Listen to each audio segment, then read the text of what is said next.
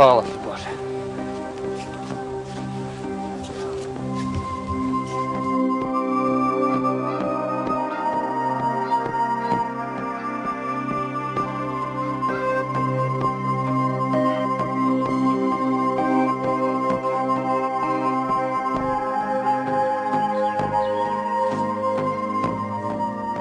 Fizičko stanje je bilo veoma napeto, teško, nikako, fizičko pogotovo. Ali kad sam rekao hvala ti Bože, kad sam se dohvao te teritorije, osjećao sam se kao da sam se ponovo rodio. Da mi je došlo to sve olakšanje, da mi je više, što se kaže, pao smrak s očiju. U noći između 11. i 12. jula 1995. vojno sposobni muškarci, žene i starci iz Srebrenice koji su se bojali da će biti ubijeni ukoliko padnu u ruke Mladićeve vojske, odlučuju se na proboj prema Tuzli preko šuma. U blizini sela Jaglići i Šušnjari okupilo se između 12 i 15 hiljada ljudi i formirana je kolona duga nekoliko kilometara. Trebala je to biti kolona spasa, a ispostavit će se kasnije, bila je to kolona za ubijanje.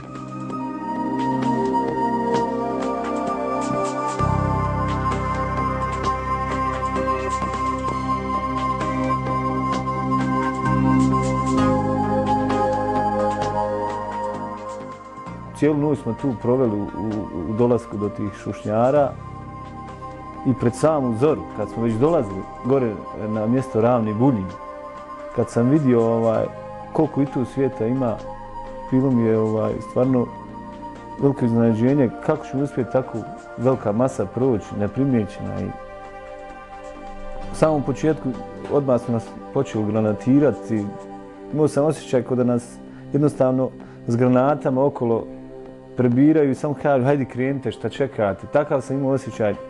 Koliko je ta kolona bila duga, koliko se vremena trebalo da se oformi, da ljudi svi krenu. Govori podatak da je moj zet krenuo u 6 sati ujutru, a ja u 2 sata posle pola noći.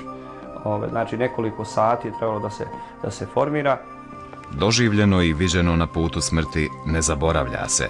Preživjeli će uvijek pamtiti slike pogibije i ranjavanja najbližih i slušati njihove pozive za pomoć.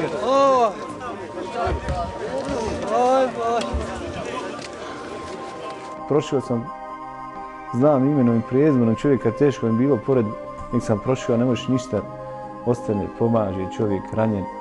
Ne možeš jednostavno ništa, to je kolona kad je krenula, to nosite, jednostavno ne ideš na nogama.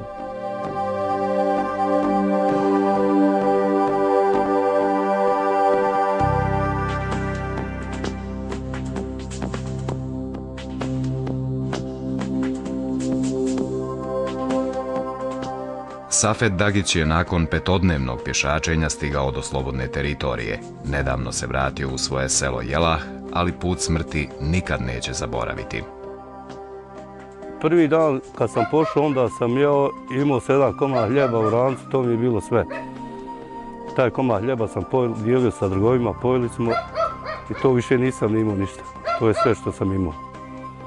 Onih 5 dana putujući, najviše se jela jabuka, kisela ili slatka ili bilo šta, žara, ostruga. Sva sreća pa sam imao soli, neku 1,5 kile soli, pa mi je to dosta pomoglo. Doktorica Fatima Klempić-Daudbašić danas radi na kliničkom centru u Tuzli. I ona je preživjela put smrti. Iako žena i ljekar, umjesto u UNPROFOR-ovom kampu u Potočarima, spas je potražila u koloni.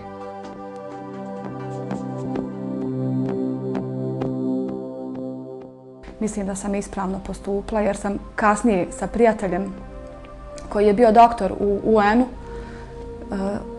kad smo prešli u Tuzlu, on je došao da nas vidi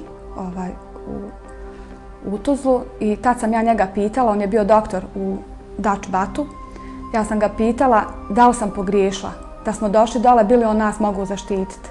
I on mi je tad rekao da sam donijela ispravnu odluku i da nas niko ne bi mogao zaštititi, da bi nas sve vjerovatno ubili. Ljudi su bili izloženi granatiranju, stalnim pozivima na predaju i svemu što je za cilj imalo njihovo uništenje. Mnogi su halucinirali. Izgubio sam dosta svojih drugova koji su ostali ostali tu da leže u toj šumi. Kasnije susretom, nakon par sati smo sretali njihovu braću gdje nismo smjeli da im kažemo gdje su, da ih ponesemo jer nismo znali koliko ima još do slobodne teritorije.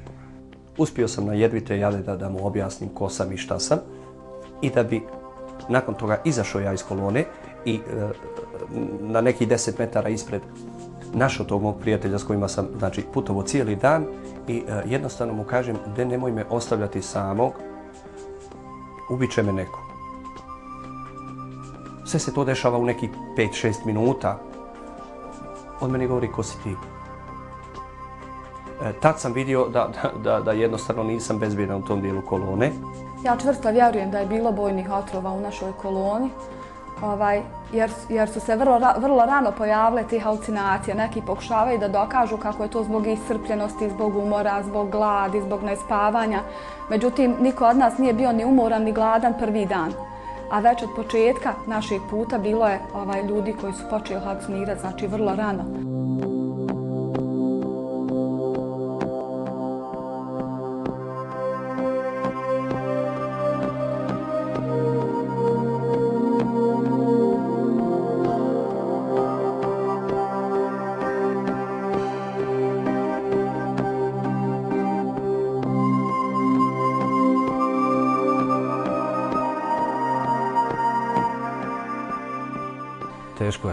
Teško je bilo. Jedva sam sam sebe poznao. Sad imam možda 100 kg, a tad sam imao 30, nisam više 30. Vidio si da mi ruke mlate i nema šta da ih nosi. Prelazak na slobodnu teritoriju za mnoge je bio ponovno rođenje. Neki su tek tada saznali za gubitak najbližih članova familije. Ovaj mladić je veći dio puta nosio ranjenog brata. Po dolasku na sigurno shvatio je da je njegov trud bio uzaludan.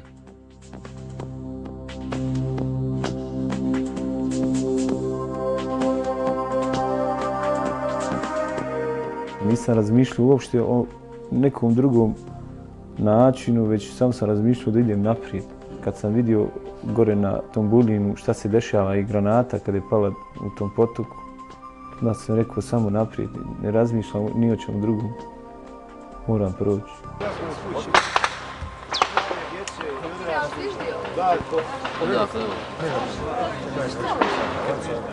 Pa ja tad još nisam bila svjesna da je kraj svemu. Ono čega se sjećam jeste taj naš odmor u Nezuku.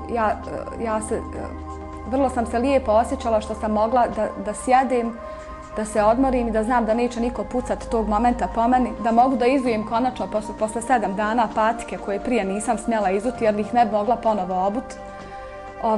I da sam u tom selu dobila konačno toplu čorbu.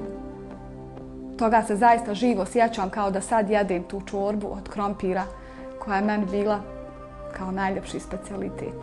Procjene su da se samo 1/4 kolone uspjela domoći teritorije pod kontrolom armije Bosne i Hercegovine. Najveći dio ljudstva je zarobljen i kasnije likvidiran na nekom od brojnih stratišta u Podrinju.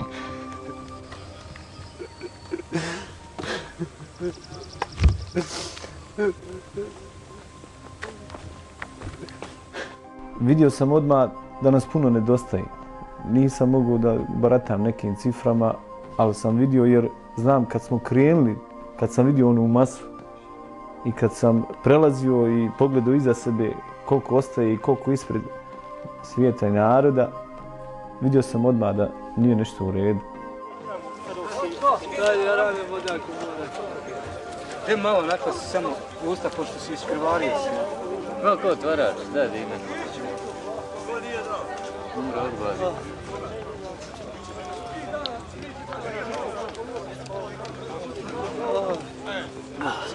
Bila sam svjesna da je kolona presječena. Ja nisam tad mogla manipulisati brojkama, ali sam znala i za moju rodbinu, za mnoge moje prijatelje, gdje su ostali, očekivala sam hoće li doći, oni se nisu pojavljivali. Tako da sam bila vrlo svjesna toga da će malo ljudi prijeći. Momčino, je bolje?